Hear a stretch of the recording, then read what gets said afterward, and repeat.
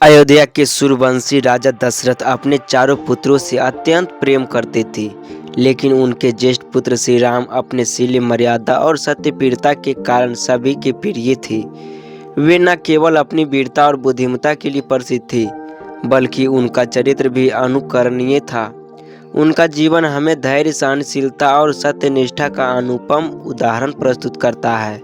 जब श्री राम का विवाह विदेह राज जनक की पुत्री माता सीता से हो गया, तब समस्त अयोध्या वासी को यह विश्वास हो गया कि अब राज्य को एक योग्य उत्तराधिकारी मिल गया। राजा दशरथ भी बूढ़ा हो गए और चाहते थे कि अब श्री राम को राजगद्दी सौंपकर वे अपना शेष जीवन संतोष और शांति से व्यतीत करें। राजाभिषेक की तैयारियां पूरे उत्साह से होने लगी। नगर में हर्षोल्लास का वातावरण छा गया। हर गली, हर घर को सजाया जा रहा था। नगरवासी भगवान श्री राम के राजा बनने की कल्पना मात्र से आनंदित थे, क्योंकि वे जानते थे कि राम राज्य में न्याय और धर्म का ही शासन होगा।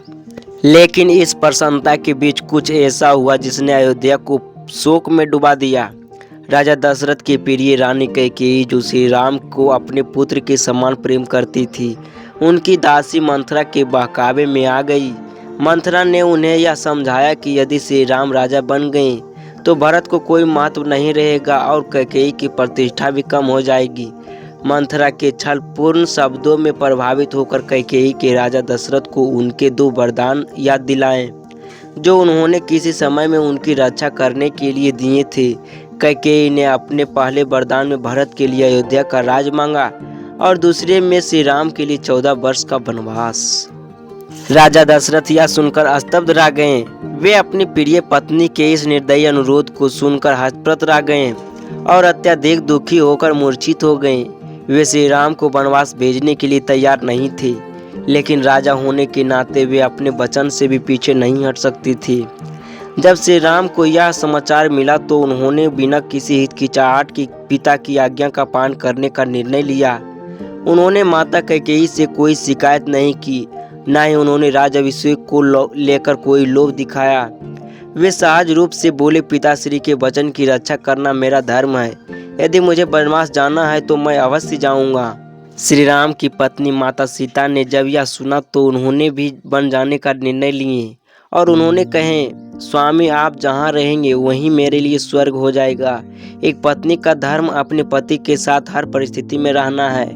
उनके छोटे भाई लक्ष्मण, जो श्री राम के प्रति अत्यंत स्नेह रखते थे, वो भी वन में उनके साथ जाने को तैयार हो गए। उन्होंने माता सुमित्रा से आज्ञा ली और बोले, जहाँ भैया राम होंगे वहीं लक्ष्मण भी होंगे। मैं उनकी सेवा किए बिना नहीं रह सकता। श्री राम, माता सीता और लक्ष्मण जब वन के लिए प्रस्थान कर रहे थे तब पूरी अयोध्या शोक में डूबी हुई थी। नगरवासियां उन्हें रोकना चाहते थे, लेकिन श्री राम अपने निर्णय पर अडिग रहे और वे सभी का आशीर्वाद लेकर वन को चले गए। इस दुखद घटना को राजा दशरथ सहन नहीं कर सके और कुछ ही दिनों में उन्होंने अपना प्राण त्याग दिए। जब भरत को यह समाचार मिला तो वे तुरंत अपने ननिहाल से अयोध्या लौटे। उन्होंने अपनी माता कैकेयी को कठोर शब्दों में फटकार लगाई और कहा कि वे यह राज्य स्वीकार नहीं करेंगे। भरत ने नंदीग्राम में रहकर श्री राम की चरण पादुका को राज सिंहासन पर स्थापित कर दिया और प्रतीक्षा करने लगे कि उनके प्रिय भाई 14 वर्षों के बाद लौटेंगे। वन में श्री राम ने कई कठिनाइयों का सामना किया। उन्होंने अयोध्या में राजमहल को छोड़कर जंगल की कदराओं में रहना स्वीकार किया। उन्होंने ऋषि मुनियों की सेवा की, वनवासियों को स्नेह दिया और अधर्मियों को नाश किया। वनवास के दौरान सीता हरण की घटना हुई। राक्षस राज रावण ने माता सीता का हरण कर उन्हें लंका ले गया। श्री राम ने हनुमान जी, सुग्रीव और वानर सेना की सहायता से लंका पर आक्रमण किया और अंततः रावण का वध कर माता सीता को मुक्त कराया।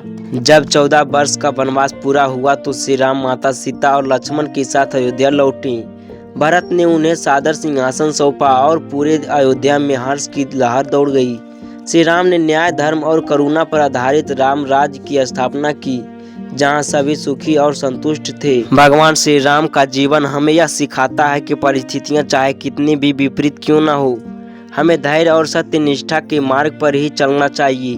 उन्होंने अपने जीवन में कभी अनुचित मार्ग को नहीं अपनाया, न ही किसी के प्रति द्वेष रखा। उनकी मर्यादा और उच्च आदर्श के कारण ही उन्हें मर्यादा पुरुषोत्तम कहा जाता है। उनकी कथा हमें यह सिखाती है कि सत्य धर्म के मार्ग पर चलने वाला व्यक्ति अंततः विजय प्राप्त करता है, चाहे उसके जीवन में कितनी भी कठिनाइयाँ क्यों ना आए। ऐसे ही वीडियो देखने के लिए हमारे चैनल को सब्सक्राइब करें और बेल आइकन को दबाना ना भूलें।